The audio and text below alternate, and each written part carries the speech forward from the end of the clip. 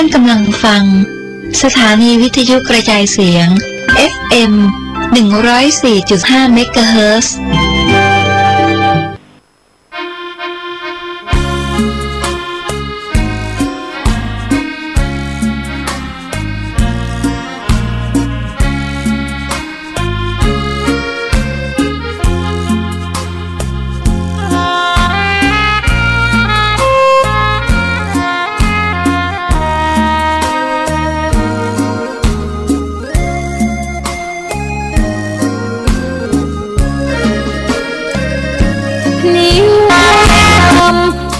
ถ้อยคำเข้าถึงจิตใจฟังรายการวิทยุเสียงใสส่งถึงใจไปสู่ปลายนาสารธรรม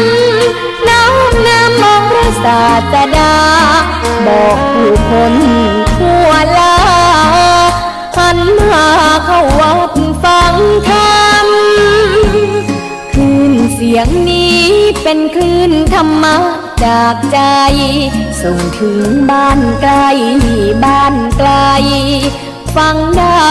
สุขใจล้ำยามดึกดื่น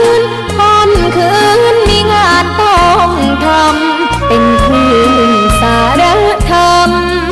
เน้นย้ำธรรมะเพื่อนใจเสียงคลื่นธรรมบอกหลักธรรมให้คลายความเหงาฟังเสียงธรรมะเบาเบาบอกเล่าถึงคนบ้านไกลสื่อธรรมะบอกลดละระหว่างด้วยใจสื่อไปถึงสวงในเข้าใจหลักธรรมหลักดีพลิ้วเพลงธรรมผูกสัมพันธ์จิตใจร่าเริงฟังสาระธรรมะบันเทิงรื่นเริงในชีวิตยามวันว่างเดินทางไปเยี่ยมสถานีนัดพบกันน้องพี่วันนี้วันดีวันเสาร์สวดมนต์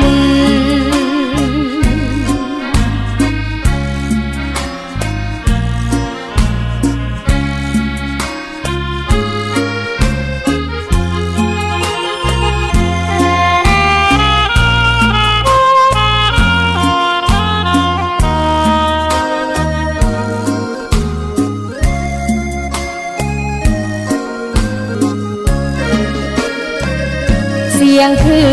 นธรรมบอกหลักธรรมให้คลายความเหงา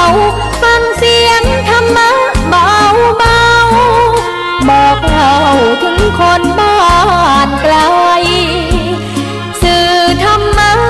บอกลดละระหว่างด้วยใจสื่อไปถึงสวงในเข้าใจหลักธรรมหลักดีเพลงธรรมผูกสัมพันธ์จิตใจร่าเริงฟังสาย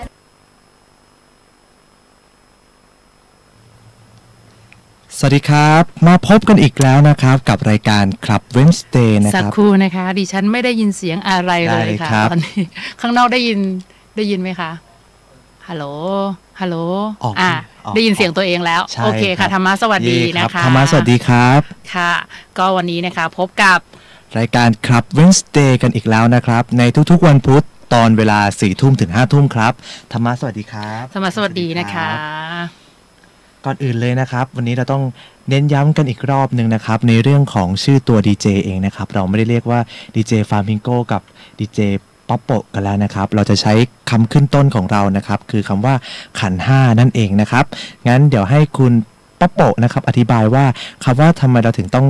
ตั้งชื่อว่าขันธ์5กันครับมาย้ำให้ท่านผู้ชมฟังอีกรอบนึงนะครับค่ะก็สำหรับท่านที่ทราบแล้วนะคะว่าขันธ์5คืออะไรนะคะก็มักจะเป็นคนที่ศึกษาธรรมะเกี่ยวกับหมวดของอภิธรรมหรือว่าหมวดของการดูจิตดูใจอะไรเงี้ยนะคะก็จะทราบว่าจริงๆแล้วตัวเราหรือตัวทุกๆคนเนี่ยมันก็คือการรวมกันของขันธ์5ก็คือมีส่วนของรูปก็คือเนี่ยค่ะ กายของเราเนี่ยดินน้ำลมไฟ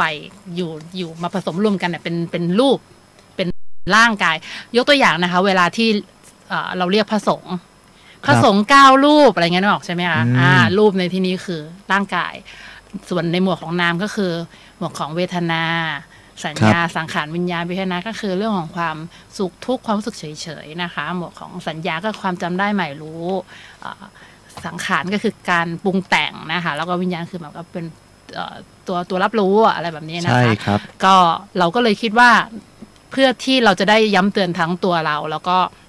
คุณผู้ฟังไปในตัวโดยบางครั้งแม้แต่ตัวเราเองที่เราเคยศึกษามาแล้วว่าตัวเราเนี่ยรวมกันเนี่ยมันคือขันธ์5นะแต่เราก็ยังคงเข้าใจอยู่ว่ามันก็คือตัวฉันอะไรอย่างเงี้ยนะคะเพราะฉะนั้นเราก็เลยมาช่วยกันเป็นเหมือนข้อความย้ำเตือนในทุกครั้งที่เราได้รับหน้าที่นี้เป็นโอกาสที่เราได้เตือนทั้งตัวเองแล้วก็เตือนทุกๆคนเลยนะคะสำหรับท่านที่แบบอาจจะลืมไปอะไรแบบนี้นะคะว่าพวกเราคือขันธ์5นะเพราะฉะนั้นเวลาที่มีความทุกข์เข้ามาเนี่ยเราก็แค่รู้ว่ามันเป็นการปรุงแต่งนะคะใช่แล้วครับเวลาที่เราทุกข์ใจมันก็แค่เวทนาขันเนี่ยมันกำลังปรุงแบบคือเขาเรียกมันกำลังเกิดความทุกข์อยู่แล้วก็มันก็เกิดขึ้นเพราะว่าเราเนี่ยจิตใจของเราเนี่ยปรุงแต่งโดยสังขารขันอะไรแบบนี้นะคะนี่เบื้องต้นคือคำอธิบายเราก็เลยอยากจะใช้โอกาสที่เราได้มาจากรายการเนี้ยเป็นช่วงเวลาที่เราจะได้พยายามทำให้มันดีที่สุดเท่าที่ทำได้แต่อย่างไรก็ต้องขอออกตัวล่วงหน้าว่านี่คือครั้งที่6ของเราในการจัดรายการวิทยุเพราะฉะนั้นอาจจะยังมีความผิดพลาดกันอยู่เราก็จะพยายามทำให้มันน้อยลงที่สุดนะคะวันนี้ถ้าทางขันธ์5ป๊อปโปพูดเร็วยังไงช่วยขันธ์5ฟลามิงโกช่วยสกิดด้วยเหมือนกันครับถ้าวันนี้ขันธ์5ฟลามิงโกเกิดเหตุการณ์ฉุกเฉินนะครับช่วยเหมือนกันนะครับร่วมด้วยช่วยกันนะครับใช่แล้วนะคะเพราะว่าเราได้กลับไปฟังย้อนหลังนะคะสำหรับเสียงของพวกเราขนาดเราบอกแล้วนะว่าต่อไปนี้เราจะไม่พูดเร็วอีกแล้วก็ไม่รู้ว่ามันไปติดสปีดตอนไหนโอเคค่ะวันนี้ทางขันธ์5ป๊อปโปและขันธ์5ฟลามิงโกนะคะมีเรื่องราวดีๆมาฝากเช่นเคยนะคะและสำหรับวันนี้ค่ะเป็นวิธีนะคะ9 อุบายแก้ไขความคับแค้นใจนะคะที่เราได้มาจากจริงๆต้องบอกว่าได้มาจากหนังสือพุทธธรรมใช่ครับนะคะหนังสือพุทธธรรมที่เขียนโดยเราสมเด็จพระพุทธโฆษาจารย์นะคะหรือว่านามปากกาว่าปอ.ประยุตโตนะคะครับค่ะก็แต่ว่าจริงๆแล้วเนี่ยท่านปอ.ประยุตโตผู้เขียนเนี่ยค่ะท่านก็ได้นำเรื่องเนี้ยมาจากคัมภีร์วิสุทธิมรรคนะคะเราก็เลยเขียนในถ้าใครที่กำลังรับชมอยู่ทาง YouTube Live กับ Facebook Live เนี่ยก็จะเห็นว่าตรงหัวคลิปเนี่ยเราจะเขียนว่า9 อุบายแก้ไขความคับแค้นใจจากคัมภีร์วิสุทธิมรรคนะคะครับ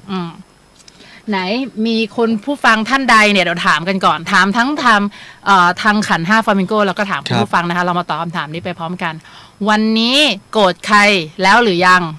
วันนี้เหรอครับนี่เพิ่งสดๆร้อนๆเลยนะครับจากการที่กำลังขับรถมาอยู่นะครับแล้วอยู่ดีๆมีรถมอเตอร์ไซค์ตัดหน้าครับแต่ว่าตัวเราคิดว่าไม่เป็นไรก็คือแต่ในใจลึกๆทำไมเรายังเอาความโกรธตรงนี้เนี่ยมาตรงถึงธรรมสถานด้วยทั้งที่ความเป็นจริงเรื่องมันจบตั้งแต่ท้องถนนแล้วแต่เนี่ยเรายังกลับมาคิดว่าทำไมเราโกรธเขาอยู่เนี่ยก็เลยวันนี้นะครับก็เลยมีเรื่องราวดีๆตามที่ดีเจขันธ์5ป๊อปโปบอกใช่ไหมครับเดี๋ยวเราขอถามคุณผู้ฟังเพิ่มเติมอ่ะทางเรา2คนเนี่ยวันนี้สารภาพตรงๆว่ามันเกิดขึ้น คือเรามีความรู้สึกเหมือนกับมันกระเพื่อมขึ้นมาความโกรธกระเพื่อมขึ้นมาใช่ครับนะคะถ้าคุณผู้ฟังกำลังแบบตอบคำถามในใจว่าฉันยังไม่ได้โกรธใครเลยวันนี้คำถามต่อมาค่ะสัปดาห์นี้โกรธใครหรือยัง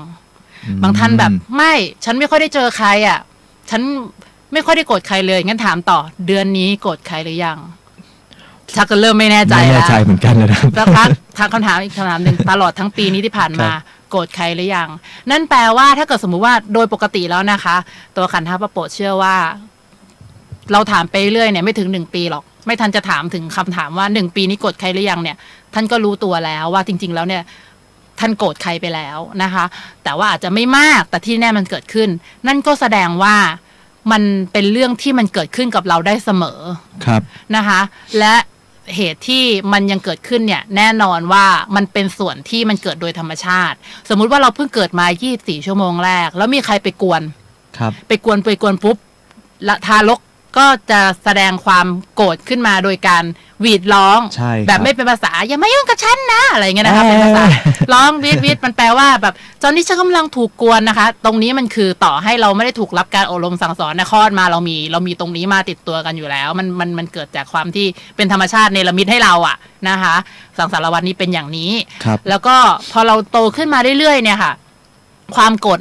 มีอีกชนิดหนึ่งที่เรียกว่าจริงๆแล้วเหตุการณ์นั้นมันจบไปแล้วเคยอ่านหนังสือมาเจอบางเล่มนะคะที่เขาบอกว่าความจริงแล้วเนี่ยความรู้สึกโกรธแบบปึ้มปั้มเนี่ยมันอยู่กับเราไม่นานหรอกมันอยู่กับเราเต็มที่เผลอจะไม่ถึง1 นาทีด้วยซ้ำแต่เหตุที่มันยังอยู่เป็นเวลานานเช่นไม่ใช่แค่วันนั้นแต่ว่าหลายๆวันถัดมาเรื่องนั้นยังกลับมาอีกมันเป็นเพราะว่าเราเรียกว่าพยาบาทหรือความผูกโกรธอะไรแบบนี้นะคะเราเรียกมันกลับมาด้วยตัวเราเองกรณีที่มันกลับมาโดยอัตโนมัติ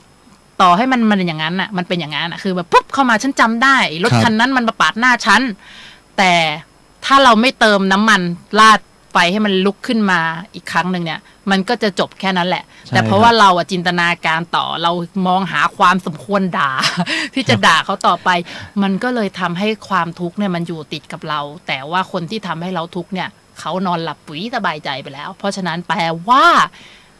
เราควรที่จะแก้ไขนิสัยนี้กันนะคะอ่ะแล้ววันนี้เราก็เลยมี9 อุบายนะคะในการลดความคิดแค้นเคืองจากคัมภีร์วิสุทธิมรรคมาฝากกันค่ะมาดูกันที่ข้อแรกกันเลยค่ะครับข้อแรกเลยนะครับที่เราจะต้องพูดถึงกันเลยนะครับก็คือระลึกถึงพุทธโอวาทที่สอนให้ระงับความโกรธครับและให้มีเมตตาตักเตือนตนเองว่าการยังมัวโกรธอยู่เนี่ยเป็นการไม่ปฏิบัติตามคำสอนของพระพุทธเจ้าซึ่งเป็นพระศาสดาของเราอันนี้นะครับค่ะแล้วก็นอกจากนี้นะคะพุทธโอวาทนะคะเกี่ยวกับกรณีของความโกรธเนี่ยยังมีอีกมากมายนะคะเช่นที่พระพุทธองค์เนี่ยค่ะตรัสสอนภิกษุว่าแม้ภิกษุเนี่ยนะคะจะถูกพวกโจรจับไปนะคะนึกภาพนะคะแล้วเอาเลื่อยเนี่ยค่ะเลื่อยผ่ากายนะคะเจ็บน่าดูแต่ถ้าภิกษุเนี่ยค่ะมีใจแค้นเคืองประทุษร้ายนะคะก็คือโกรธคนที่เอาเลื่อยมาเลื่อยเราเนี่ยก็ไม่ชื่อว่าปฏิบัติตามคำสอนของพระพุทธองค์เหมือนกันท่านผู้ฟังอย่างนี้อาจจะคิดว่าเรื่องมันน่าโกรธขนาดนี้ไม่โกรธได้ยังไงใช่ไหมคะเจ็บด้วยนะครับทรมานจริงๆแล้วเนี่ยเชื่อไหมคะว่าความเห็นที่เรากำลังมีกันอยู่เนี่ยมันเป็นความเห็นที่สิ่งแวดล้อมของเราเนี่ยบอกเรามาว่าเรื่องนี้ควรจะคิดยังไงแต่ถ้าเกิดสมมติว่ามันเป็นความคิดที่ถูกต้องจริงๆทำไมพระพุทธองค์บอกแบบนี้ล่ะนี่เป็นคำสอนของพระพุทธองค์เองคือจริงๆแล้วต้องแบ่งเป็น2 อย่างว่าถ้าเราจะไปทำอย่างนี้กับใครมันไม่ควรหรอกคุณไม่ควรที่จะเอาเลื่อยไปผ่าใครอ่ะมันเป็นการสร้างความทุกข์ทรมานให้กับผู้อื่นแต่ในฐานะของความเป็นผู้ถูกกระทำแล้วเนี่ยเราไม่จำเป็นต้องรู้สึกถึงขนาดนั้นแต่ก็เข้าใจเพราะว่าเราอยู่ในสิ่งแวดล้อมเราโตมาในสิ่งแวดล้อมที่ซ้ายขวาหน้าหลังเรียกว่าเหมือนลำโพงเซอร์ราวรอบทิศทางเลย ที่คอยบอกเราว่าเรื่องแบบนี้มันไม่ดีอย่างนั้นงี้ผู้ใหญ่ค่ะสมัยเราเป็นเด็กผู้ใหญ่บอกเราค่ะบอกเราว่าเรื่องแบบนี้ควรจะคิดยังไงแต่เขาก็ไม่ได้พูดตรงนะแต่มันกลายเป็นเราไปแล้วเวลาที่เราโตขึ้นเพราะฉะนั้นวันนี้ก็เป็นโอกาสที่เราได้มาแบ่งปันนะคะแล้วก็เป็นคำสอนของพระพุทธเจ้าโดยตรงด้วยนะคะเพราะฉะนั้นจำไว้คำว่าอะไรโกรธแปลว่าอะไรคะเมื่อไหร่ที่เราโกรธนะครับมันเป็นช่วงของการที่เราเอาความทุกข์กลับมาด้วยครับใช่นะคะแล้วก็จำไว้ว่าเรากำลังไม่ได้เชื่อพระพุทธเจ้าเพราะว่าเราเหมือนกับแม้ว่าเราจะรู้ว่าใช่แต่เราก็ยังหาเหตุผลว่าแหมก็ยังเป็นผู้ดุชนอยู่เลยเรื่องปกติคือถ้าคิดอย่างนั้นก็เป็นทางเลือกนะเป็นทางเลือกส่วนบุคคลแต่ว่าเราเอาเมสเสจเราเอาข้อความเหล่านี้มาแจ้งให้ทราบว่าพระพุทธเจ้าบอกแบบนี้นะจ๊ะต่อไปค่ะครับอีกแง่หนึ่งเลยนะครับก็คือคนโกรธนะครับเท่ากับว่าทำให้ประสบผลร้ายต่างๆสมใจปรารถนาของศัตรูเช่นมีผิวพรรณซามหน้าตาหม่นหมองนอนเป็นทุกข์อันนี้นะครับตัวของขันธ์5ฟามิงโกเองจริงๆแล้วเนี่ยบางครั้งเราเห็นคนเราเห็นเพื่อนหรือเห็นใครก็ได้ที่กำลังมีความทุกข์หรือกำลังโกรธเนี่ยคือสีหน้าของเขานะครับยังไงมันก็ไม่เหมือนคนที่กำลังมีความสุขอยู่ใช่ไหมครับขันธ์5ปะโปะครับน่าชัดมากน่าจะชัดมากคือบางคนเก็บได้แต่ถ้าโกรธมากจริงๆเนี่ยคิ้วมาคิ้วมาปากคว่ำอะไรแบบนี้นะคะน่าจะบึ้งตึงตัวเองก็เคยเป็นเหมือนกันแล้วก็นึกว่าคนอื่นไม่รู้ที่ไหนได้เขารู้กันทั่ว คือหน้ามันออกชัดมากเพราะว่าแบบมันมีไม่กี่อย่างหรอกที่สะท้อนความโกรธนะคะและมันก็ทำให้เรานอนเป็นทุกข์จริงๆคือเคยไหมคะที่แบบบางครั้งเราอาจจะถูกทำร้ายจิตใจจริงๆแล้วจนกระทั่งที่เรื่องมันผ่านไปนานแล้วแต่ทุกครั้งที่ตื่นอะ มันชอบมีความคิดเหล่านั้นกลับมา เชื่อว่าคุณผู้ฟังที่หลายๆคนที่กำลังฟังอยู่รู้สึกเลยใช่ฉันชอบเป็นอย่างนี้ตอนเช้าฉันชอบเป็นอย่างนี้ตอนตื่นนะคะ ก็เมื่อไหร่ที่รู้ตัวค่ะเหมือนกับดีดนิ้วเปลี่ยนอารมณ์อ่ะคือแบบไม่ต้องรู้สึกแบบนี้จำไว้ว่าเราไม่จำเป็นต้องรู้สึกแบบนี้ครับเพราะฉะนั้นแบบทุกเรื่องมันมองได้หลายมุมเสมอนะคะเราอย่าเอาความรู้สึกนี้มาและที่สำคัญเลยเคยมีงานวิจัยซึ่งใช้เวลาวิจัยถึงขนาดที่นานมากคือผู้ที่เริ่มงานวิจัยเสียชีวิตไปแล้วก็ยังบอกให้คนรุ่นหลังทำต่อไปก็คือไปตามดูชีวิตแม่ชีครับน่าจะตามชีวิตของหลายๆคนเลยล่ะว่าแต่ละคนเป็นคนมีนิสัยยังไงโดยไม่ไปบอกนะคะว่าคุณควรจะคิดยังไงแค่ไปคุยด้วยเฉยแล้วไปดูค่ะว่าเขาตายตอนอายุเท่าไหร่กันปรากฏว่ากลุ่มที่เสียชีวิตเร็วกว่าเป็นกลุ่มที่มักจะมีเรื่องบ่นอะไรให้ฟังคืออย่างเช่นสมมติไปสัมภาษณ์โอ้ยไอ้นั่นคนนั้นก็ไม่ดีกับฉันไอ้นี่ก็ไม่ดีไอ้นั่นก็ไม่ดีเบื่อฉันอยากจะตายฉันอะไรก็ได้อะที่มันเป็นคำพูดเชิงลบหรือว่าเป็นการสะท้อนความไม่เป็นสุขใจซึ่งความจริงแล้วเนี่ยเมื่อทีมวิจัยไปถามกลุ่มคนที่อารมณ์ดีหรือคนที่ยังมีชีวิตอยู่ว่าโอเคเขาบอกเวลาไปถามเป็นยังไงบ้างคะชีวิตคำตอบมันคืออ๋อดีนู่นนั่นนี่อะไรเงี้ยนะคะก็คือเราสัมผัสได้ว่ากลุ่มคนที่อายุมากอย่างแรกเลยคืออารมณ์ดีแต่เมื่อถามเพิ่มเติมไปมากขึ้นอย่างเช่นแบบแล้วจริงๆแล้วมีโชคดีจังเลยอะไรประมาณนี้นะโชคดีจังเลยเจอแต่เรื่องดีแน่เลยอะไรเงี้ยแต่คำตอบก็คือว่าจริงๆแล้วมันก็ไม่ใช่อย่างนั้นแต่ว่าก็คือแบบมองโลกในแง่ดีคือจริงๆแล้วมีการสัมภาษณ์ค่อนข้างเยอะแต่ผลสรุปอย่างชัดเจนก็คือกลุ่มที่มีทัศนคติที่ดีมองโลกในแง่ดีอารมณ์ดีกว่าอายุยืนกว่าคนที่เป็นคนมักโกรธอะไรเงี้ยนะคะเพราะฉะนั้นแสดงว่าความโกรธนี่มันฆ่าเราให้ตายเร็วทางอ้อมคุณผู้ฟังบางคนฟังแล้วอาจจะคิดว่าก็ดีนะสิเชื่อไหมคะเรื่องนี้เคยเกิดขึ้นจริงกับเพื่อนที่เคยทำงานด้วยกันครับคือเขาตบยุงเป็นทำงานในธรรมสถานเหมือนกันเลยนะแล้วเขาตบยุงป้าบแล้วเราก็เลยแบบพี่ทำอะไรอะอะไรเพราะว่าเราไม่ทำไงพี่ทำอะไรอะเราก็บอกรู้ไหมตัดอายุยุงกับตัดอายุตัวเองนะเขาก็รู้สึกเหมือนกันอย่างนั้นเดี๋ยวตบเยอะๆเลยเพราะว่าเขารู้สึกว่าการมีชีวิตอยู่ของเขาเนี่ยมันเป็นทุกข์คือจริงๆแล้วต้องบอกว่ามันไม่ใช่ว่าเราไม่เข้าใจตัวเราก็เข้าใจเหมือนกันแต่เราคิดว่าการที่เราจะอยากรีบไปเร็วโดยใช้วิธีการทำร้ายสัตว์ให้ตายเพื่อที่ตัวจะได้เข้าใกล้ความตายเร็วหรือการพร่ำบ่นหรือการเรียกร้องวันตายในแบบที่ตัวเองไม่ต้องฆ่าตัวตายเนี่ยมันไม่ได้นำมาแค่สุขภาพร่างกายที่แย่ลงและที่สำคัญเลยลองคิดดูค่ะเคยเห็นคนที่อายุมากๆที่ใกล้จะเสียชีวิตไหมคะคือเขาไม่ได้อยู่ในสภาพร่างกายที่เป็นสุขอะจริงไหมบางคนนี่แบบว่าโดนสอดท่ออะไรเต็มไปหมดเลยนะคะเขาก็แบบเรียกว่าร่างกายเจ็บปวดอะไรเงี้ยนะคะในจังหวะที่ใกล้จะจากไปแล้วไม่แค่นั้นก็คือคงเคยทราบกันมาถ้าท่านใดไม่ทราบก็อยากจะให้ทราบตอนนี้ว่าพระพุทธเจ้าเนี่ยเคยบอกเอาไว้ว่ามนุษย์เนี่ยนะคะทั้งโลกเนี่ยเวลาที่ตายไปแล้วปุ๊บเนี่ยที่ไปสุคติเนี่ยเฉลี่ยเท่ากับเขาโคมีกี่ข้างคะ2 ข้าง2 ข้างแต่ที่ไปอบายอะค่ะก็คือตกไปข้างล่างอะตกไปในที่ที่ไม่เป็นสุขเนี่ยค่ะเปรียบเทียบเท่ากับขนโคนับจำนวนได้ไหมคะนับไม่ได้ถ้าอย่างนั้นนับไม่ได้เอาเทียบกับไอ้เขาโค2 อันเนี่ยมันมากกว่ากันกี่เท่าอะไม่รู้อะเท่าไหร่ไม่รู้เท่าไหร่อะค่ะเพราะฉะนั้นนั่นก็แปลว่าการที่เป็นคิดลบเนี่ยมันนำพาเราไปสู่ที่ต่ำก็คือจริงๆแล้วเนี่ยการที่จะเสียชีวิตไปแล้วมีคนถามว่าตายแล้วไปไหนก็อยู่ที่จิตสุดท้ายอะจิตดวงสุดท้ายของเรามันดับด้วยความรู้สึกแบบไหนถ้าดับด้วยโทสะไปไหนทราบไหมคะนรกเลยครับถ้าไม่เชื่อก็ไม่เป็นไร ไม่ต้องไปลองนะครับไม่ได้ไม่ควรลองคือเคยมีอยู่ครั้งหนึ่งอันนี้ขออนุญาตเติมอีกนิดนึงคือพระภาสกรภูริวัฒโนนะคะผู้อำนวยการธรรมสถานมหาวิทยาลัยเชียงใหม่เนี่ยเขาเคยให้สัมภาษณ์ในรายการเจาะใจสำหรับท่านที่ไม่เชื่อว่านรกสวรรค์มีจริงว่าไม่เชื่อใช่ไหมงั้นเอางี้ไหมสาบานสิแบบเขาเรียกอธิษฐานสิว่าถ้านรกสวรรค์มีจริงถ้าเกิดสมมติว่าการทำชั่วได้ชั่วทำดีได้ดีมันมีจริงเนี่ยฉันเนี่ยจะขอตกนรกโดยที่ไม่ผุดไม่เกิดอีกเลยกล้าพูดไหมถ้าคุณมีความสะดุ้งสยองขึ้นมานิดนึงอ่ะก็แสดงว่าลึกแล้วคุณก็หวั่นๆอยู่เหมือนกันว่ามันน่าจะมีจริงแล้วทำไมอะคะเราจะต้องเสี่ยงกับสิ่งที่อาจจะมีจริงด้วยใช่ครับถ้าเราเสี่ยงแล้วมันไม่มีตายแล้วก็สูญกันไปเลยมันก็อย่างน้อยนะคะก็คือเราไม่ได้ทำอะไรเสี่ยงไปตรงนั้นแล้วก็สิ่งที่เราได้ฝากไว้บนโลกเนี่ยก็มีแต่สิ่งดีๆแต่หากว่าทุกสิ่งทุกอย่างที่เป็นคำตรัสรู้การตรัสรู้ของพระเจ้าที่ท่านได้นำมาเผยแพร่เป็นเรื่องจริงทั้งหมด มันแปลว่าเราอยู่ในกลุ่มที่มีความเสี่ยงน้อยมากหรือมีโอกาสรอดสูงเพราะฉะนั้นอย่าโกรธดีที่สุดนะคะพวกเราก็ยังต้องเตือนตัวเองนะคะ พวกเราก็ยังต้องเตือนตัวเองนะคะเราก็ยังวัยรุ่นอยู่โอเคค่ะแล้วต่อมาค่ะครับก็คือว่าเมื่ออีกฝ่ายหนึ่งโกรธเรานะครับแล้วเราโกรธตอบเนี่ยนั่นหมายความว่าเราเนี่ยแพ้เลยนะครับถ้าเทียบว่าเป็นการทำสงครามนะครับเราแพ้อย่างราบคาบเลยครับเพราะว่าการที่เราโกรธคู่กรณีนะครับแบบนี้แล้วเนี่ยมันไม่ถือว่าเป็นการให้อภัย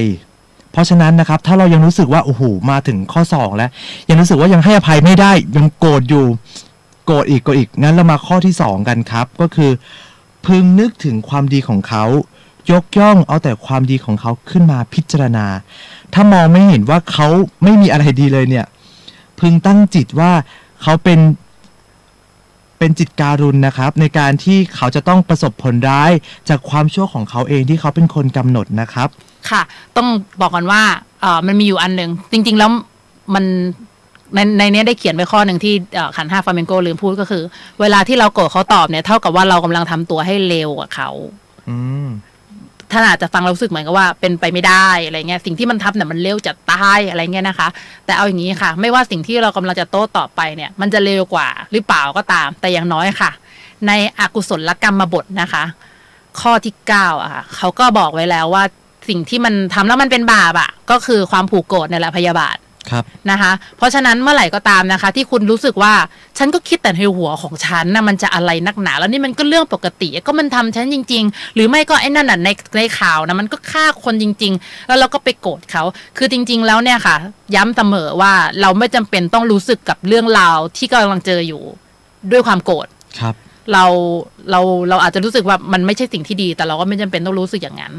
ถ้าเมื่อไหร่ที่มีสติรู้ตัวอย่างน้อยต้องเตือนตัวเองว่าเราไม่จำเป็นต้องรู้สึกอย่างนั้นแล้วเมื่อไหร่ก็ตามที่ทำขอให้รู้เสมอว่านี่คือเรากำลังทำสิ่งไม่ดีเรากำลังสะสมบาปให้กับตัวเองนะคะเพราะฉะนั้นไม่ว่าสิ่งที่เรากำลังจะโต้ตอบไปจะเป็นวิธีที่ดีกว่าหรือแย่หรืออะไรยังไงเนี่ยโต้ตอบด้วยสิ่งที่ไม่ดีกลับคืนไปมันก็คือสิ่งที่เราจะต้องกลับไปรับผลเพราะว่าเขาทำไม่ดีกับเราถ้าคุณเชื่อเรื่องกฎแห่งกรรมจริงๆอ่ะคุณไม่ต้องนั่งเฝ้ารอก็ได้ว่าเขาจะได้รับหรือเปล่าได้รับอยู่แล้วนะคะแล้วก็เมื่อกี้นะคะสำหรับข้อที่2นะคะที่บอกว่าให้นึกถึงความดีของเขาเอาความดีของเขามาพิจารณาถ้ามองไม่เห็นว่าเขามีความดีเลยก็ขอให้เราเนี่ยตั้งจิตแบบเมตตากรุณาเขาเพราะว่าสิ่งที่เขากำลังต้องทำเนี่ยเขาจะต้องได้รับอยู่แล้วขันธ์5ฟลามิงโกลองคิดดูนะคะว่ามันถ้าสมมติว่าถามแบบคำถามที่อาจจะสะเทือนนิดนึง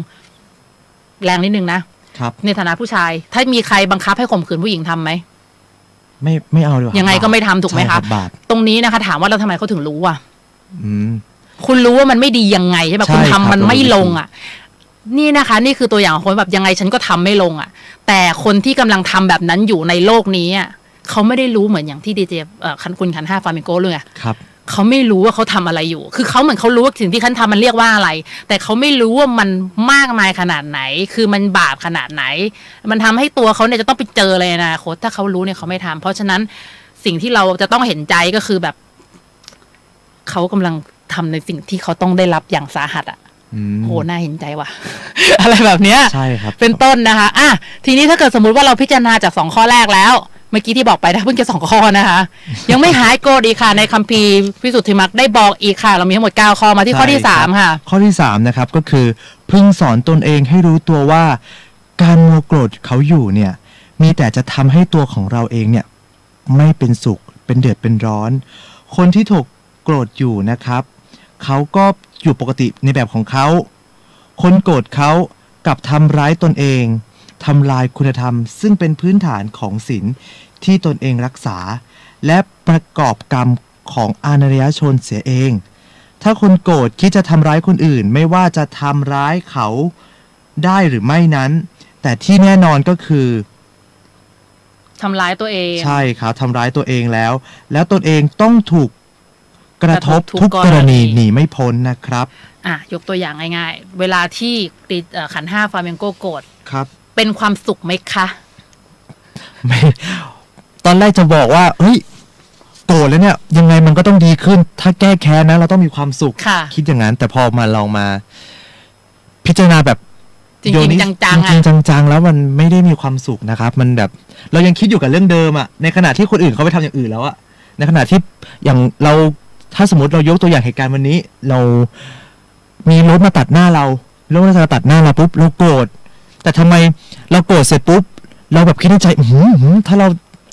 ชนได้แล้วชนเลยนะเนี่ยแต่เราเนี่ยไม่ชนดีกว่าเดี๋ยวยาวอะไรอย่างนั้นแต่พอเรายังคิดเรื่องนี้อยู่ถึงธรรมสถานเนี่ยครับนี่ก็แสดงว่าเราไม่ได้เอาเหตุการณ์ตรงนั้นน่ะทิ้งไว้ที่ตรงนั้นเรากลับไปแล้วเราเอากลับมาด้วยแล้วมันก็ไม่ใช่ความสุขใช่ครับแล้วนั่นแหละครับมันก็ไม่ใช่ความสุขของเราที่แท้จริงครับนี่คือสิ่งที่เป็นข้อเสียที่เราต้องคอยถามตัวเองในทุกครั้งที่เรารู้สึกไม่มีสุขอะไรแบบแล้วเกิดจากความที่เราโกรธคนว่ามันคุ้มแล้วเหรอการที่เราจะต้องสูญเวลาไปกับการคิดเรื่องแค้นเคืองคือ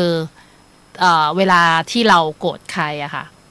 ทุกครั้งทุกวินาทีที่มันหมดไปมันไม่น้อยนะแล้วถ้าเราเอาเวลาเดียวกันนั้นเนี่ยไปทำในสิ่งอื่นมีประโยชน์มากกว่าลองคิดดูนะคะว่าเอาแค่ตัวขัน5ฟลามิงโกก็พอลองเดาๆนะว่าตั้งแต่มีชีวิตมาเนี่ยปริมาณเวลาที่ใช้ไปกับการโกรธคนอื่นถ้าคิดว่าเป็นการไปใช้อ่านหนังสือคิดว่าจะจบไปกี่เล่มละ10-20 เล่มแล้วอาจจะมากกว่านั้นสำหรับบางคนนั่นแปลว่าอะไรคะแสดงว่าเราแลกเวลาไปกับสิ่งที่ไม่ได้ทำให้เรามีความสุขไม่พอกับทำให้เรามีความทุกข์มากขึ้นแล้วก็ไม่ได้ช่วยให้ชีวิตดีขึ้นและอย่างที่เมื่อกี้ลองถามไปว่าแล้วถ้าเราเอาเวลาเดียวกันนั้นไปใช้อ่านหนังสือจะได้ทั้งหมดกี่เล่มสมมุติว่ามันคือ20 เล่มมันแปลว่าเรามีความรู้เพิ่มขึ้นเท่าไหร่ทวีคูณเลยนะครับเยอะมากนะคะโอกาสที่ได้มาจากความที่เรามีความรู้มากขึ้นจะมีขนาดไหนรู้ไหมคะว่าจริงๆสิ่งที่ทำให้คนคนหนึ่งอายุเท่ากันแล้วมีโอกาสต่างกันมันคือสิ่งที่อยู่ในหัวมันคือความรู้เพราะฉะนั้นเวลาที่เราจะใช้ไปกับอะไรต้องคิดดีๆโดยเฉพาะจะใช้ไปกับความโกรธคิดดีๆทีเดียวถ้า3 ข้อแล้วยังไม่หายโกรธอีกมาข้อที่5อีก4ก่อนข้อที่4ครับอันนี้ไปข้อที่5ผมชอบเป็นการส่วนตัวครับเดี๋ยวขอพูดในข้อที่4ก่อนนะครับก็คือพึงพิจารณาตามหลักกรรมว่าแต่ละบุคคลมีกรรมเป็นของตนครับทั้งเขาทั้งเราต่างก็จะได้รับผลแห่งกรรมที่เป็นส่วนของตนเองถ้าโมโกรธมีโทสะอยู่ก็คือเรานี่แหละครับกำลังทำกรรมชั่วอย่างหนึ่งและเราก็จะได้รับผลร้ายจากกรรมของเราถ้าเขาทำกรรมชั่วเขาก็จะรับผลร้ายตามกรรมของเขาเองครับลองคิดดูมันก็เหมือนกับเมื่อกี้ที่เราบอกไปในตอนต้นนะคะว่าคือเมื่อไหร่ก็ตามที่เรากำลังโกรธอยู่เนี่ยมันก็เหมือนกับเรากำลังทำบาปนะบาปโดยการคิดจริงๆแล้วเนี่ยการที่เราจะทำอะไรแล้วได้ผลบุญหรือผลบาปมาเนี่ยมันไม่ได้หมายความว่าเป็นการทำแบบมีแอคชั่นมีเขาเรียกอะไรมีกิจกรรมมีการทำบุญมีการเอาตัวเองออกไปทำในสิ่งใดก็ตามมันไม่แค่นั้นแล้วก็ไม่ใช่แค่การพูดแต่มันคือการคิดด้วยพระพุทธเจ้าได้ตรัสไว้นะคะว่ามันมีอยู่3ทางในการทำความดีหรือความชั่วก็คือ1การกระทำที่แอคชั่นจริงๆข้อ2ก็คือการพูดแล้วข้อ3ก็คือการคิดพูดทำนะคะเพราะฉะนั้นเมื่อไหร่ก็ตามที่เราคิดอะไรที่ดีๆคิดอะไรที่มันเป็นกุศลต่อให้เราแบบว่าป่วยอยู่ในโรงพยาบาลแล้วเราสมาทานศีล 5นั่นคือเราทำบุญเลยนะคะร่างกายขยับไม่ได้เลยนะพูดก็พูดไม่ได้แต่ใจของเราคิดแต่เรื่องดีๆนั่นน่ะอย่างน้อยน่ะคือเรากำลังทำบุญในทุกวินาทีที่เรามีอยู่บนจังหวะที่เราขยับตัวไม่ได้เป็นต้นนะคะเพราะฉะนั้นถ้าเราคิดอะไรที่มันเป็นความโกรธก็ขอให้รู้ว่าเรากำลังทำในสิ่งที่ตัวเองต้องได้กลับมาชดใช้รู้ไหมคะว่าความโกรธเนี่ยสิ่งที่ทำให้เราเนี่ยได้รับผลโดยทันทีเลยคืออะไรเดาออกไหมความโกรธใช่ไหมครับสมมติว่าตอนนี้รู้สึกโกรธสิ่งที่ได้รับกลับมาโดยทันทีคิดว่ามีอะไรบ้าง1เราเป็นทุกข์อยู่แล้วครับอันนี้ง่ายๆเลยมีอีกไหมเป็นทุกข์นอนไม่หลับเป็นทุกข์นอนไม่หลับต้องใช้เวลาคิดใช่ไหมมาได้บอกให้อันนี้คือของจริงเลยค่ะคุณอย่างที่บอกไปว่าถ้าเราเอาเวลาในการที่เราโกรธเนี่ยย้ายเวลาเหล่านั้นทั้งหมดมาอ่านหนังสือแปลว่าเราจะมีความรู้เพิ่มขึ้นมันหมายความว่าอะไรคะคือหมายความว่าเรากำลังระงับสติปัญญาของเราให้มันคิดได้เท่านั้นอ่ะไม่เชื่อเราลองสังเกตก็อย่างที่บอกไปว่าคนอายุเท่ากันมีโอกาสต่างกันมีความสามารถต่างกันก็เพราะว่าสิ่งในหัวมันไม่เท่ากันวิธีคิดเขาไม่เท่ากันเพราะฉะนั้นถ้าเราเห็นความสำคัญตรงนี้เราจะหยุดในหลายๆอย่างที่เรากำลังทำอยู่ที่เป็นส่วนที่ไม่ดีนะแต่เราจะย้ายไปทำสิ่งที่เราทำได้ดีอยู่แล้วให้ดียิ่งขึ้นและอะไรที่ดีๆที่ยังไม่เคยทำก็ทำให้ดียิ่งกว่าเดิมมันอย่างที่พระเจ้าได้ตรัสสอนไว้ในวันมาฆบูชาถ้าจำไม่ผิดมาฆก็คือ พุทธศาสนิกชนนะคะ สิ่งที่ทำนะคะ สิ่งที่ควรจะต้องทำละบาปทั้งปวงท่านเอาบาปขึ้นก่อนนะคือต้องละบาปทั้งปวงต่อมาก็คือให้ทำความดีถึงพอมันก็คือแบบว่าอะไรที่ทำอยู่แล้วเนี่ยก็ทำให้มันดีอะไรที่เป็นเรื่องดีแล้วยังไม่ทำก็ทำมันเพิ่มครับแล้วก็ทำให้มันดียิ่งขึ้นไปแล้วต่อมาข้อที่3ก็คือขัดเกลาจิตใจค่ะขัดเกลาจิตใจให้ขาวรอบก็คือว่ามันหม่นหมองอยู่ก็ทำให้มันผ่องซะทำให้มันเป็นมนุษย์เต็มขั้นอะไรแบบนี้ใช่ครับทีนี้ค่ะครับถ้าผ่านไปแล้ว4ข้อใช่ครับผ่านไปแล้ว4ข้อถ้าข้อไม่ไหวแล้วยังไม่หายโกรธนี่จะสุดท้ายแล้วนะเนี่ยข้อที่5แล้วขนาดนี้ยังไม่หายโกรธมาข้อที่5เลยนะครับข้อนี้ผมชอบเป็นการส่วนตัวครับก็คือพึงพิจารณาคุณความดีคือการบำเพ็ญบารมีของพระพุทธเจ้าและลึกถึงตัวอย่างความเสียสละของพระองค์นะครับตั้งแต่ครั้งที่ยังเป็นพระโพธิสัตว์เช่นในชาดกในหลายๆเรื่องนะครับพระองค์ได้ทรงสละชีวิตเพื่อช่วยเหลือแม้แต่ศัตรูนั่นเองครับถูกเขากลั่นแกล้งถูกผูกอาฆาตพยาบาทแต่ว่าเหนือสิ่งอื่นใดครับชนะใจพวกเขาได้เพราะว่าความดีครับแม้แต่ตัวอย่างผู้บำเพ็ญความเสียสละและขันบารมีอื่นๆนะครับก็พึงนำมาพิจารณาได้นะครับเพื่อเป็นตัวอย่างส่งเสริมกำลังใจให้สามารถดำรงตนอยู่ในความดีค่ะก็คือในข้อ5นี้นะคะในคัมภีร์วิสุทธิมรรคเนี่ยให้บอกเขาได้บอกไว้ว่าถ้า4ข้อที่ผ่านมาเนี่ยยังเอาไม่อยู่ยังโกรธอยู่ฉันก็บางคนนะคะเรียกว่าเอาคัมภีร์วิสุทธิมรรคเนี่ยมาเปิดหน้านั้นละอ่านเลยนะผ่านไป4ข้อแล้วยังไม่หายทำยังไงดีข้อ5แต่ต้องบอกว่าข้อ5จะได้ผลก็ต่อเมื่อคุณรู้จักพระพุทธเจ้ามากกว่าเดิมหรือมากพอยังไงรู้ไหมคะถ้าเกิดสมมติมีคนถามคุณว่าใครศาสนาพุทธใครเป็นศาสดาอ่ะเราก็ตอบได้พระพุทธเจ้าแล้วพระพุทธเจ้าคือใครเชื่อไหมคะว่ากว่า 50% ของคนในประเทศไทยตอบได้ไม่ครบอ่ะอ๋อก็เป็นศาสดานะก็เกิดและตรัสรู้และปรินิพพานในวันขึ้นข้างแล้วอะไรเดียวกันอะไรเงี้ยก็พูดตามเท่าที่รู้แต่ความจริงมันมีอะไรมากกว่านั้นเยอะมากคือเรื่องของความเสียสละแบบที่ทำไมท่านถึงเป็นพระพุทธเจ้าได้ต้องเล่าเรื่องหนึ่งให้ฟังสำหรับท่านที่ยังไม่ทราบและมันอาจจะดูเหมือนกับว่าเรื่องนี้มันดูเวอร์วังแล้วก็มันดูเหนือธรรมชาติมากแต่มันก็นี่ก็เป็นเรื่องในพุทธประวัติอะค่ะคือในชาติที่ท่านได้รับพุทธพยากรจากพระพุทธเจ้าที่ท่านได้เจอท่านน่าจะชื่อพระพุทธเจ้าทีปังกรนะคะครับตอนนั้นท่านเป็นดาบสแล้วก็ไปทำทางมันก็ไปทำทางให้พระพุทธเจ้ากับพระสาวกเป็นแสนรูปเนี่ยเดินผ่านแต่ท่านเนี่ยตั้งใจว่าเดี๋ยวขอเว้นในตรงเนี้ยไว้หน่อยประมาณเท่าร่างตัวเองเนี่ยแล้วก็ขอเอาหลังลงแล้วขอให้พระพุทธเจ้าและพระสาวกทั้งหมดขอให้เดินเหยียบหลังชั้นไปอ่ะหลังแบบยังไงก็นิ่มกว่าพื้นดินเหยียบไปเลยขออุทิศหลังเพื่อท่านเลยอ่ะกำลังใจขนาดนั้นอ่ะจังหวะที่พระพุทธเจ้ากับในพระพุทธเจ้าโคดมนะในวันที่เป็นดาบสกำลังได้พบหน้ากันเนี่ยพระพุทธเจ้าท่านนั้นเนี่ยพระพุทธเจ้าน่าจะชื่อทีปังกรนะคะน่าจะพระนามว่าทีปังกรท่านบอกว่าสู่เจ้าทั้งหลายก็คือทุกคนที่อยู่ตรงเนี้ยครับคนเนี้ยดาบทท่านเนี้ยอนาคตจะเป็นพระพุทธเจ้าชื่อนี้ภรรยาชื่อนี้เกิดที่เมืองนี้พ่อชื่อนี้ทุกอย่างที่เกี่ยวกับท่านเนี่ยบอกหมดเลยแล้วทุกคนที่อยู่ข้างๆเนี่ยเหรออะไรดีใจแล้วก็ภรรยาท่านในชาติสุดท้ายเนี่ยก็อยู่ตรงนั้นเป็นคู่บารมีกันเขาแบบก็เลยเอาดอกบัวที่มีในมือแบ่งให้ครับแล้วมันก็อธิษฐานขอเป็นคู่บารมีของผู้ชายคนนี้ไปจนถึงชาติที่เป็นพระพุทธเจ้าต้องบอกนะคะว่าผู้ที่จะได้รับพุทธพยากรได้เนี่ยก่อนหน้านี้ไม่ได้มีแค่ท่านนี้ท่านเดียวมีคนอยากเป็นผู้เจ้าเยอะมากซึ่งกลุ่มที่เป็นพระโพธิสัตว์ทั้งหมดหรือผู้ปรารถนาเป็นพุทธเจ้าเนี่ยเราจะเรียกกันว่านิยตโพธิสัตว์น่าจะออกเสียงน่าจะพูดคำถูกนะคะแต่เมื่อไหร่ก็ตามนะคะที่มีพุทธพยากรแล้วจะเอาออกไปนิตยะขออภัยถ้ามันผิดเอาเป็นว่าเป็นบุคคลที่เป็นแน่จะต้องเป็นพระพุทธเจ้าในอนาคตแน่ๆผู้ที่จะได้รับพุทธพยากรแบบนี้มีอยู่ข้อหนึ่งที่เขาจะต้องมีก็คือเขาจะต้องสามารถนิพพานได้ในตอนนั้นเลยนั่นแปลว่าอะไรคะถ้านิพพานได้ตอนนั้นเลยแปลว่าท่านจะหยุดทุกข์แล้วก็ไปอยู่ในพื้นที่นิพพานพร้อมกับพระพุทธเจ้าเพราะเขาเรียกไปในชุดเดียวกันในช่วงเวลาไล่ๆกันไปพร้อมกันคือพูดง่ายไม่ต้องอยู่ทุกต่อแต่พระพุทธเจ้าโคดมในเวลานั้นท่านเลือกที่จะอยู่ต่อ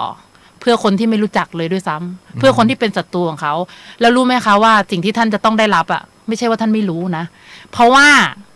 อีก4อสงไขยแสนกับ ต่อจากนั้นเนี่ยยังต้องมีโอกาสที่ตกนรกอยู่ต้องเกิดเป็นสัตว์บ้างเกิดเป็นเปรตบ้างเกิดเป็น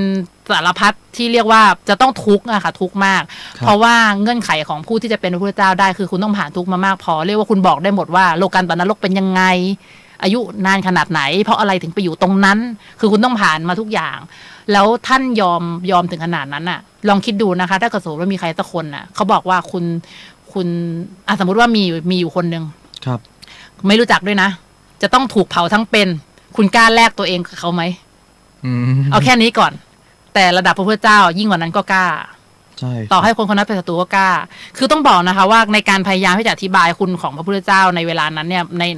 ให้หมดภายในช่วงเวลาเนี้ยมันไม่ง่ายเราแค่พยายามเราแค่พยายามให้ท่านนึกภาพออกสำหรับท่านที่ยังไม่เคยรู้นะท่านที่รู้แล้วก็อาจจะรู้สึกแบบเฮ้ยเปลี่ยนข้อทันทีไว้รออยู่ข้อต่อไปคืออะไรยังไม่โกรธนะฉันอยากรู้ข้อต่อไปแล้วแต่เป็นว่าเนี่ยแหละค่ะถ้าเราระลึกได้เสมอว่าเขาเสียสละขนาดนี้แล้วยังจะมาโกรธอีกเหรออย่างพี่จะมี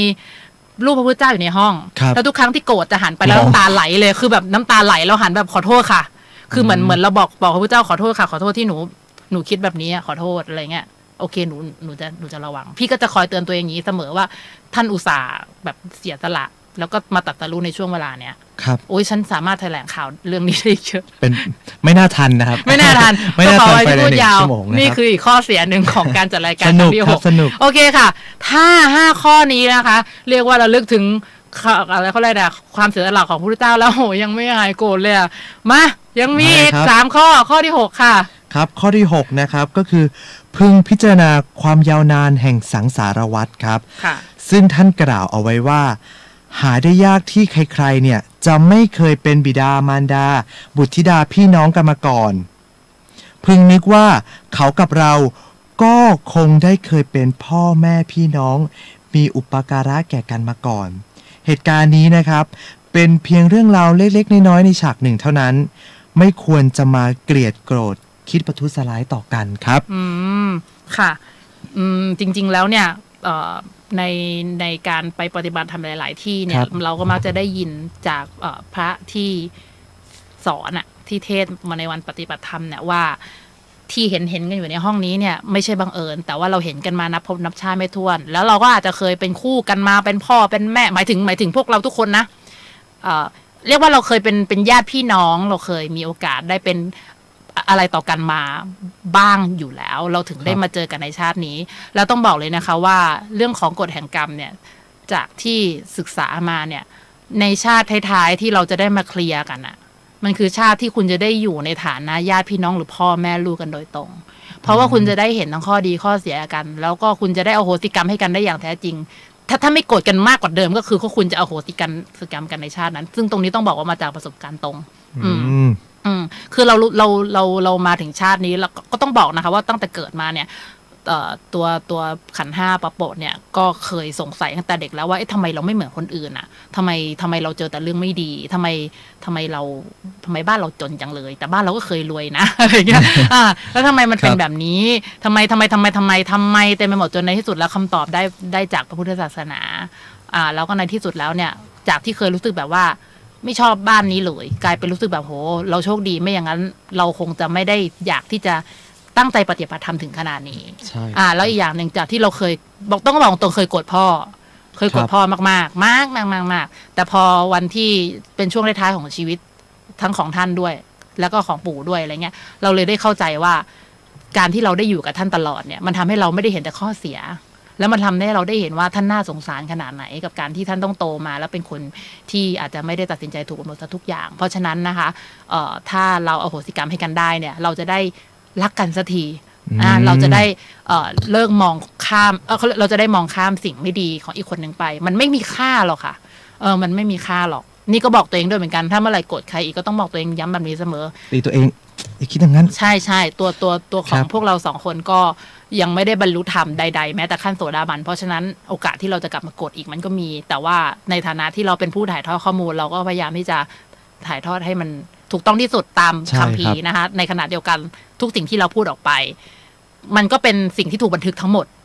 ใน YouTube Live เพราะฉะนั้นเราจะคอยเป็นเหมือนกับบอกตัวเองว่า เฮ้ยพูดออกอาการแล้วนะเว้ยอย่าไปโกรธโชว์ใครไม่ได้ต้องพยายามอย่าไปโกรธอย่าไปแบบโกรธใครกลางต้องถนนต่อยใครเขาอะไรแบบนี้คลิปออกมาเลยคลิปออกมาเลยสุดท้ายเมื่อไหร่ก็ตามที่เราทำแบบนั้นกลางท้องถนนจะมีคนเอาคลิปที่เราจัดรายการวันนี้กับคลิปไฮมาประกบกันไปเปรียบเทียบกันเดี๋ยวเรื่องยาวดีเหมือนกันมีอะไรแบบนี้อ่ะถ้า6ข้อนี้แล้วยังไม่หมดยังไม่หายโกรธยังเหลืออีก3ข้อต้องมาครับข้อนี้เลยครับก็คือข้อที่7ครับพึงพิจารณาอานิสงส์แห่งเมตตาครับว่าเมื่อตอนปฏิบัติธรรมจะได้รับผลดีๆอย่างไรบ้างเช่นหลับก็เป็นสุขนะครับตื่นก็เป็นสุขไม่ฝันร้ายเป็นที่รักใคร่ของคนทั้งหลายเป็นต้นตนควรปฏิบัติตามเพื่อให้ได้รับผลดีเช่นนั้นอันนี้นะครับก็อย่างที่ขันธ์ห้าป๊อปโปได้พูดไปก่อนหน้านี้นะครับบางครั้งเนี่ยถ้าเราไม่โกรธใครหรือว่าเราคิดแต่เรื่องดีๆก่อนที่เราจะนอนนะครับเราก็จะนอนฝันดีคือเราไม่รู้จะต้องคิดอะไรเพราะในทุกเรื่องก็เป็นเรื่องที่ดีๆหมดอะไรอย่างเงี้ยครับค่ะอย่างวันเนี้ยที่ตัวขันธ์ห้าฟลาเมนโกได้โกรธคนบนท้องถนนเสร็จแล้วปุ๊บแล้วพอปล่อยวางได้แล้วรู้สึกยังไงตอนนี้ก็คือหลุดแล้วครับหลุดไปตั้งแต่ข้อที่5แล้วนะครับก็คือ พิจารณาคือการพิจารณาจากการบำเพ็ญบารมีของพระพุทธเจ้านะนี่ก็คือหลุดไปตั้งแต่ข้อที่5แล้วนะครับนี่ก็คือทิ้งไปแล้วครับในความโกรธพอเรามานั่งตรงนี้ปุ๊บคิดว่าวันนี้แหละเราเริ่มรู้สึกว่าเราได้เอาสมองของเราเนี่ยไปคิดในเรื่องอื่นๆอย่างเช่นเราสามารถที่จะมาอ่านหนังสือเพิ่มขึ้นได้หลังจากนี้ครับที่เราจะวันพรุ่งนี้อย่างที่เราเคยบอกกันไปในเมื่ออาทิตย์ที่แล้วว่าให้เราทุกคนนะครับถ้าเป็นไปได้เขียนเลยครับ5สิ่ง10 สิ่งเนาะ10 สิ่งที่เรารู้สึกขอบคุณใช่ครับแล้วก็อีก10 สิ่งหนึ่งที่เราประสบความสำเร็จตอนนี้นะครับขันธ์ห้าฟลาเมนโกสามารถเอาอีกข้อนึงไปเขียนได้แล้วนะครับก็คือการให้อภัยคนที่ขับรถปาดหน้าบนท้องถนนตรงนั้นวันนี้เราเอาไปเขียนได้อีก1ข้อว่าเป็นความสำเร็จใช่ครับเป็นความสำเร็จแล้วที่เราแบบโกรธแป๊บเดียวค่ะอนุโมทนาด้วยกับการที่ได้มีความเมตตานะคะกับการให้อภัยทานนะคะของขันธ์ห้าฟลาเมนโก7 ข้อแล้วยังไม่หายโกรธอีกโหเรื่องมันใหญ่ใช่ไหมเรื่องมันใหญ่มันต้องแก้ไขมันต้องมีอีกข้อที่8ค่ะคัมภีร์วิสุทธิมรรคได้บอกเอาไว้ว่าพึงพิจารณาแบบจำแนกแยกธาตุนะครับให้มองเห็นความจริงว่าที่คิดโกรธวุ่นวายกันไปเนี่ยความจริงแล้วมันก็มีแต่สิ่งสมมุติเท่านั้นแหละครับคิดว่าเป็นสัตว์บุคคลเป็นผู้นั้นผู้นี้ที่จริงมีแต่อาการ32เช่นผมขนเล็บฟันหนังมีแต่ธาตุต่างๆที่มีแต่ขันธ์5เท่านั้นนะครับมีแต่อายตนะนะครับ12มาประชุมกันจะโกรธอะไรส่วนไหนความโกรธนั้นไม่มีฐานที่ตั้งอะไรเลยนะครับก็คืออย่างที่เราตั้งชื่อของพวกเราว่าขันธ์5นั่นเองครับค่ะก็ต้องบอกว่าจริงๆแล้วเนี่ยเราเมื่อโกรธเราข้ามมาข้อ8เลยก็ได้เพราะว่าจริงๆแล้ว1 ถึง 7เนี่ยมันยังคงมีตัวเราอยู่นะครับคือแบบบางครั้งเราก็ไม่รู้ตัวหรอกแต่เราก็ยังมีเราเรายังรู้สึกว่าไอ้ขันธ์5เนี่ยมันคือฉันนะคะปกติแล้วเนี่ยตราบใดที่เรายังไม่ได้เป็นโสดาบันเนี่ยมันก็ยังคงเขาเรียกว่าอะไรจิตมันยังไม่หลุดมันก็ยังคงมีความรู้สึกอย่างนั้นอยู่โดยที่เราก็ไม่ได้ต้องการให้มันเป็นแบบนั้นหรอกแต่ว่ามันยังไม่ปล่อยเราไปง่ายๆอะไรประมาณนี้นะคะมันต้องมีบทพิสูจน์อีกนะครับมันยังต้องเอางี้จะบรรลุธรรมได้มันต้องทำอะไรก็ทำอย่างนั้นให้มันเต็มที่ทีนี้ในข้อ8เนี่ยมันคือสิ่งที่อย่างที่บอกไปว่าถ้าคุณโกรธเนี่ยคุณข้ามมาข้อ8เลยก็ได้มาพิจารณาเนี่ยเลยว่ามันก็แค่เนี้ยสิ่งสมมุตินะครับเวลาที่โกรธเสร็จปุ๊บโอเคสังขารขันธ์มันกำลังปรุงความทุกข์เกิดนะเวทนาเกิดมันเกิดจากสัญญาอะไรเงี้ยไม่มีอะไรเลยนี่หว่าสุดท้ายโกรธทำไมวะเนี่ย ก็ช่วยได้คือจริงๆแล้ววิธีที่ทางขันธ์5ประโปะใช้นะคะก็คือว่าจะมีคลิปวิดีโอเป็นคลิปเสียงเกี่ยวกับมหาสติปัฏฐานสูตรที่เกี่ยวกับขันธ์5นี่แหละจะเปิดฟังเวลารู้สึกแบบนี้บางทีฟังยังไม่ทันจะถึง30 วิเลยมันก็อะไรวะเมื่อกี้คิดอะไรก็ไม่รู้แต่ก็ยอมรับนะคะว่าตรงนี้ก็ต้องบอกแม้แต่ตัวขันธ์5ฟลาเมนโกเหมือนกันว่าทุกอย่างที่เคยให้อภัยได้ในตอนนี้บางทีธรรมชาติของจิตใจของเราที่มันเป็นคนสะสมความโกรธมาอยู่เรื่อยๆนะบางทีมันก็กลับมาอีกแต่เราก็ต้องรีบบางทีไม่ต้องรีบเปลี่ยนหัวให้ไปคิดเรื่องอื่นหรอกนะแต่แค่มีสติรู้ว่าโกรธแล้วนั่งคือเขาเรียกมีสติแล้วมองมันดับมันแป๊บเดียวมันก็ดับให้เห็นดื้อเลยครับมันไม่มีอะไรเที่ยงอะค่ะความสุขก็มันก็ไม่เที่ยงคุณล็อกได้ไหมว่าคุณจะไม่มีความทุกข์อีกแล้วในชีวิต ไม่ได้หรอกครับมันก็ล็อกไม่ได้แล้วจริงๆแล้วในความทุกข์คุณก็ล็อกมันไม่ได้เหมือนกัน ต่อให้คุณจะเก็บกลับไปคิดถึงเรื่องเดียวอยู่นั่นแต่มันก็ไม่สามารถที่จะเป็นไปได้ที่คุณจะคิดโดยที่ไม่มีจังหวะที่คุณไปคิดเรื่องอื่นเลยต่อให้มันจะกลับมาบ่อยแค่ไหนนั่นก็แปลว่าความคิดมันไม่เที่ยงแต่ว่าส่วนหนึ่งที่คุณเป็นอย่างนั้นอาจจะเป็นเรื่องของวิบากจริงๆไม่อาจจะหรอกมันก็ใช่แหละว่าคนบางคนที่แบบเขาเป็นคนที่ต้องทุกข์ใจกับเรื่องแบบนี้อ่ะบางทีไปทำคนอื่นไว้ในไม่รู้กี่ภพกี่ชาติให้เขาต้องมานั่งอยู่ในสภาพเดียวกับที่เรามีอยู่ตอนเนี้ยคือทำให้คนเขาเจ็บช้ำน้ำใจอย่างน้อยมีวันหนึ่งตัวขันธ์ห้าปะโปะเนี่ยรู้สึกแบบตั้งแต่เราเด็กๆมาเนี่ยก็ไม่รู้ทำไมถึงคิดเรื่องเก่านะอยู่ดีมันก็คิดขึ้นมาว่าทำไมเราเจอเรื่องแบบนี้เยอะจังแปลกจังแต่สุดท้ายคำตอบมันก็มาว่าจะแปลกอะไรก็ในเมื่อเราใช้ไม่หมดในชาติเก่าๆอ่ะแล้วเพราะว่าชาตินี้เราก็ไม่ได้ทำใครเลยอะไรเงี้ยคือแบบมันก็มีบ้างในสิ่งที่เราก็ไม่ได้ทำตัวหมดทุกอย่างแต่เราก็รู้สึกว่ามีหลายอย่างมันเยอะจังเลยแต่ในที่สุดแล้วค่ะสิ่งหนึ่งที่ตัวขันธ์ห้าปะโปะบอกตัวเองก็คือโหแสดงว่าอดีตเป็นคนไม่ดีเยอะมากอ่ะเป็นคนที่ทำร้ายใจคนอื่นเยอะมากชาตินี้ก็เลยต้องถูกคนแบบเขาพูดไม่ดีใส่บ้างเขากันแกล้งเขาทำร้ายจิตใจเขาหักหลังเขาอะไรบ้างอะไรเงี้ยก็เลยเหมือนกับน้ำตาไหลอ่ะคือแบบว่าโหแสดงว่าจริงๆแล้วชาติที่เรากำลังสุขสบายเนี่ยโอกาสที่เราจะทำนิพพานให้แจ้งหรือว่าสะสมบารมีให้มันมากกว่านี้เราก็ไม่ทำอ่ะเราก็มัวแต่ชะล่าใจจนในที่สุดแล้วเนี่ยค่ะมันก็พาชีวิตก็พาเราเดิมเนินมาเรื่อยๆจนในที่สุดแล้วเนี่ยมันเป็นล็อกที่เราจะได้ใช้ในบาปแล้วเพราะบุญเราใช้ไปเยอะแล้วช่วงเวลาที่บาปจะได้ผีดอกเขาเรียกอะไรได้กลับมาหาใช่ครับส่งผลแล้วมันก็เลยทำให้เราต้องชดใช้แต่ในขณะเดียวกันมันก็ทำให้เราได้รู้ว่ามันไม่ใช่เวลาที่เราจะต้องแบบรู้สึกว่าอยู่ต่อดีกว่าว่าสังสารวัฏนี้ คือต้องบอกนะคะว่าหลายๆคนที่อยากที่จะนิพพานเนี่ยเขารู้แล้วมันทุกข์ขนาดไหนอ่ะมันเป็นคือบางคนก็รู้สึกว่ามันไม่มีเหตุผลที่จะอยู่ต่อเพราะว่ามันไม่ดียังไงแต่บางคนเนี่ยเขารู้สึกแบบเขาเข้าใจว่ามันทุกข์มันน่ารำคาญอ่ะมันน่าเบื่อหน่ายนะคะประมาณนั้นค่ะข้อต่อไปค่ะถ้าเกิดสมมติว่าเราพิจารณาข้อนี้แล้วก็คือพิจารณา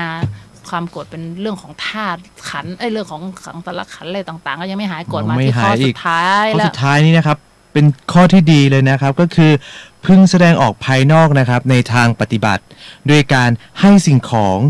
คือการหาสิ่งของเนี่ยมาแสดงไมตรีจิตและรับของให้ตอบแทนแก่กัน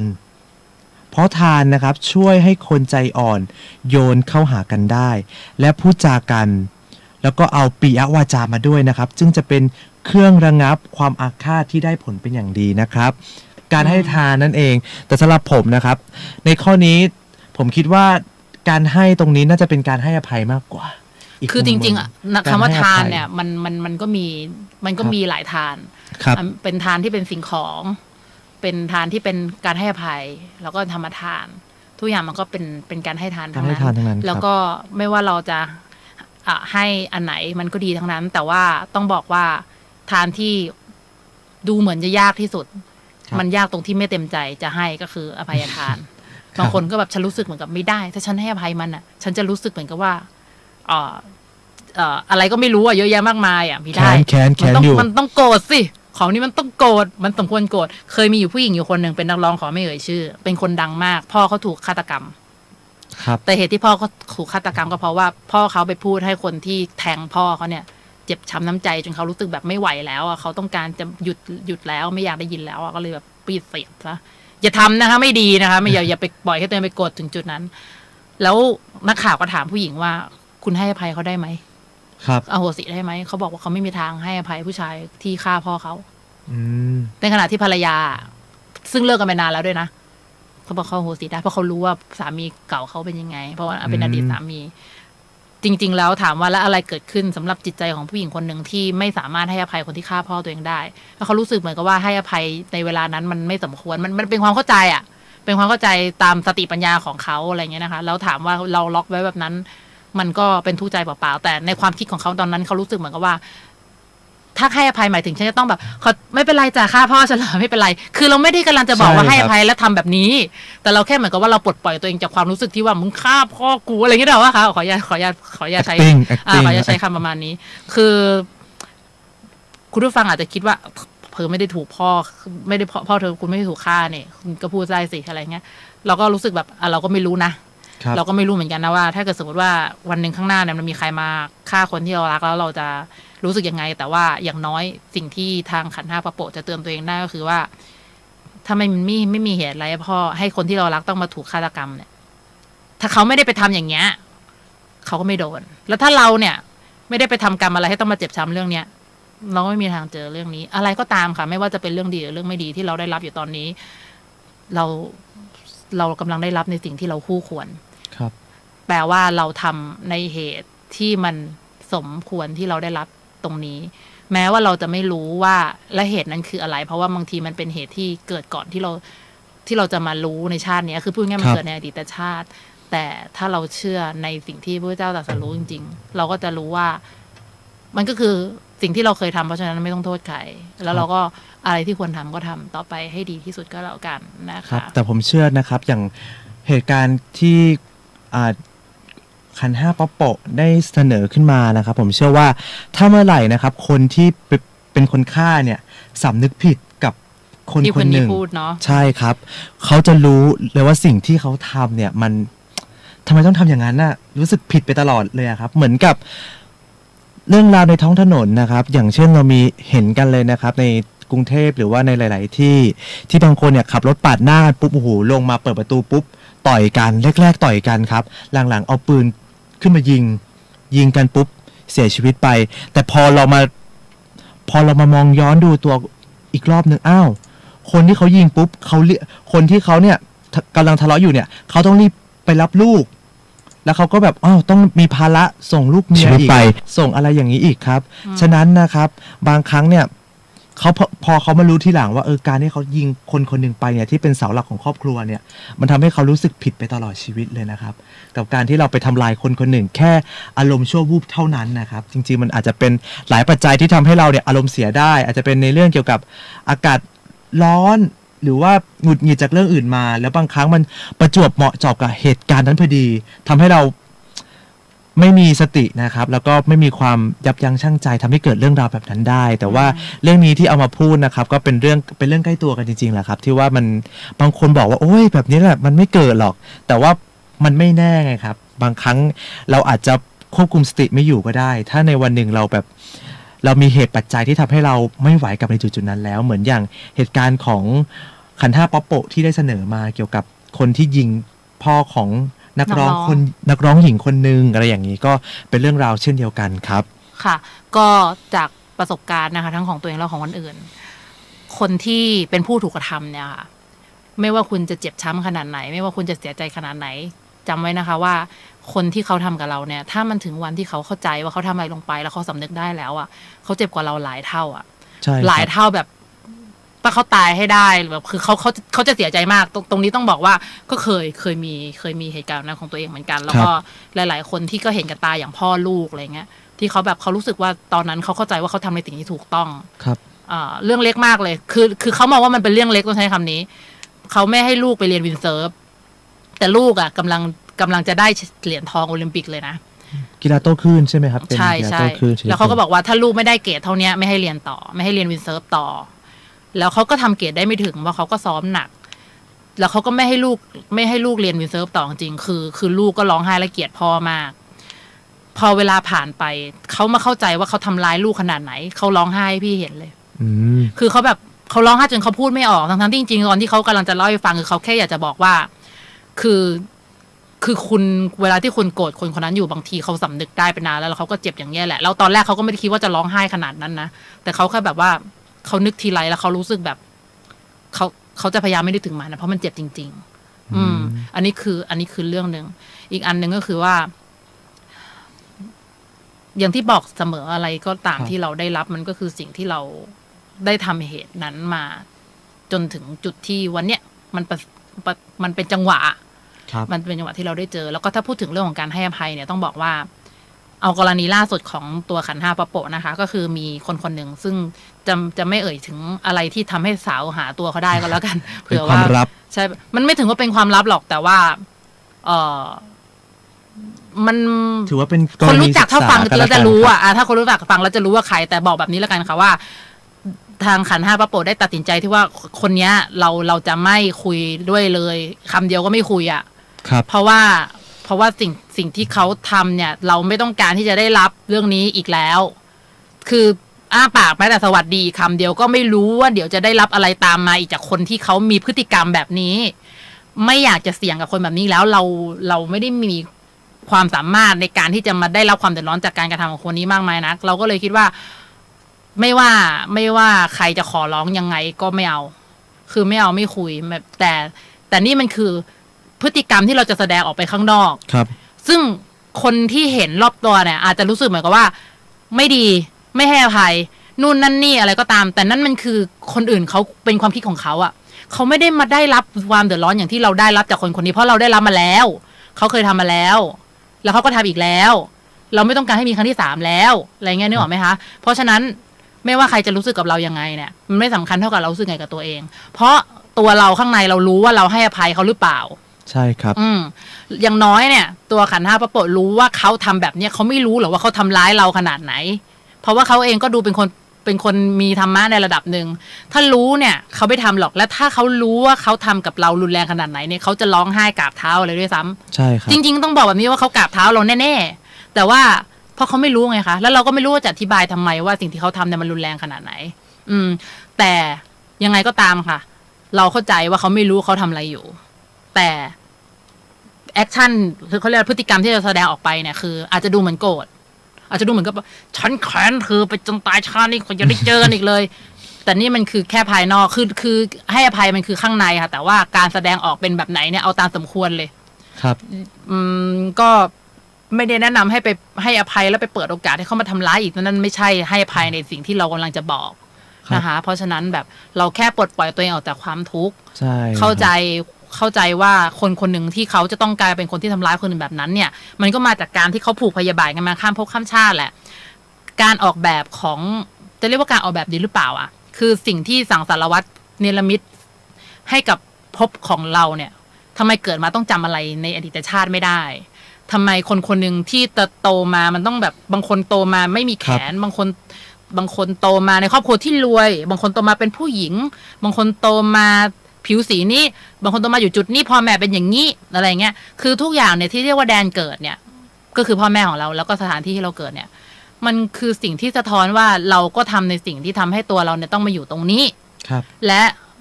ะเมื่อเราอยู่ในสภาพแวดล้อมที่มันเป็นสิ่งแวดล้อมที่ทำให้เราเนี่ยมีสติปัญญาในระดับหนึ่งไม่รู้ว่ามากหรือน้อยอ่ะหรือแม้แต่คู่กรณีของเราก็ตามที่เขาคิดไม่ดีได้ถึงขนาดนั้นน่ะมันก็เป็นเพราะว่าเราน่าจะเคยไปทำไม่ใช่น่าจะเราไปทำอะไรเขาก่อนอยู่แล้วและอีกอย่างหนึ่งก็คือเขาตัดสินใจที่จะผูกโกรธเราในอดีตชาติมันก็เลยเหมือนกับเป็นการออกแบบโดยอัตโนมัติว่าคนที่จะมาเป็นผู้ทำร้ายเนี่ยจะต้องโง่พอขอใช้คำนี้ตรงๆไม่รู้มากพอหรือโง่พอที่จะกล้าหาญที่จะทำในสิ่งที่ไม่ดีมากๆกับใครที่เขาไปทำร้ายอ่ะใช่ครับจริงๆแล้วนะครับการที่เราจะบอกว่าเป็นการให้อภัยจริงๆเนี่ยคือการที่เราต้องให้อภัยมาจากใจเราจริงๆนะครับแต่ว่าส่วนการที่เราจะกลับมาคุยกันเนี่ยมันเป็นแล้วแต่บุคคลเลยให้เราเลือกตามความเหมาะสมบางครั้งการให้อภัยของเราไม่ได้หมายความว่าเป็นการเปิดโอกาสนะครับแต่เป็นการที่โอเคจะได้ตัดกรรมกันสักทีเราให้อภัยเขาเราไม่ต้องการที่จะจองเวรจองกรรมข้ามภพข้ามชาติกันอีกต่อไปแล้วพอกันสักทีแต่ว่าเราไม่อยากจะเปิดโอกาสให้เขาเข้ามาในชีวิตอันนี้ก็คืออีกเรื่องนึงนะครับสำหรับการให้อภัยในอีกรูปแบบหนึ่งเหมือนกันใช่แล้วค่ะก็วันนี้นะคะก็เป็นเรื่องของ9 อุบายในการที่เราจะระงับความคับแค้นใจใช่ครับเดี๋ยววันนี้เท่าที่เราทบทวนจากสิ่งที่เราพูดไปทั้งหมดเนี่ยเรารู้สึกว่าครั้งหน้าเนี่ยจำนวนข้อน้อยกว่านี้หน่อยเพราะเชื่อเยอะไปนะครับบางคนจำได้ไหมคะคุณผู้ฟัง คุณผู้ฟังบอกว่าจำไม่ได้ข้อแรกแล้วครับแล้วก็ข้อสุดท้ายคือเดี๋ยวคราวหน้าเดี๋ยวเราอาจจะมาทีละข้อก็อย่างที่คือจริงๆเราไม่ได้อยากที่จะมาออกตัวขออภัยกันในทุกเทปนะคะแต่ว่าเราก็ตัดสินใจว่าเราขอพูดดีกว่าเพราะว่าเรามาทำหน้าที่ในฐานะผู้จัดรายการวิทยุนะคะหลายๆคนที่รู้สึกว่าเราทำหน้าที่เราน่าจะที่ต้องเป็นเหมือนกับผู้เชี่ยวชาญเลยอ่ะเก่งมาเลยอะไรเงี้ยซึ่งเราก็อยากจะให้มันเป็นแบบนั้นแหละแต่ตอนนี้เราอยู่ในระหว่างทางที่จะทำให้ดีที่สุดเพราะฉะนั้นนะครับจริงๆการพูดของเราในตอนนี้ยอมรับว่าตั้งแต่พูดมาจนถึงจุดหนึ่งเนี่ยเราก็รู้สึกเหมือนกันว่าเราตรงนี้เยอะไปเนาะตรงนี้เยอะไปเนาะซึ่งไอตอนที่มันพูดอยู่เนี่ยมันไม่ได้ทำได้ 100% อ่ะมันไม่ได้ระวังได้ตลอดเวลาก็ต้องขออภัยด้วยแล้วก็ขออภัยด้วยครับใช่ขออภัยด้วยแล้วก็ต้องสำหรับท่านผู้ฟังที่ฟังเสียง คณะปะโปะก็อาจจะรู้สึกว่าทำไมเสียงมันเหมือนนักเลงจังเลย ไม่รู้จะแก้ยังไงนะมันเป็นเรื่องของเสียงนะอาจจะเป็นเรื่องของการออกเสียงที่สามารถแก้ไขได้ซึ่งจะพยายามอย่างดีที่สุดนะคะในการที่จะแก้ไขเพิ่มเติมแล้วก็ยังไงก็ตามนะคะหากว่าคุณผู้ฟังที่ฟังแล้วรู้สึกว่ามีประโยชน์ก็เรารู้สึกดีใจที่เราได้ทำหน้าที่นี้แล้วก็ในพุธหน้าเนี่ยเราก็จะพยายามที่จะทำให้ดียิ่งกว่าครั้งนี้ขึ้นเรื่อยๆนะคะก็ต้องขอบคุณมากๆนะคะแล้วก็สำหรับวันนี้ค่ะก็ขอปิดท้ายนะครับว่าอย่าลืมติดตามกันนะครับทุกๆวันพุธเวลา 4 ทุ่ม 5 ทุ่มนะครับกับครับ Wednesday นะคะขัน5ฟามิงโกนะครับขัน5ปะโปะนะคะสำหรับวันนี้ต้องลาไปก่อนนะคะธรรมะสวัสดีครับธรรมะสวัสดีเช่นกันครับ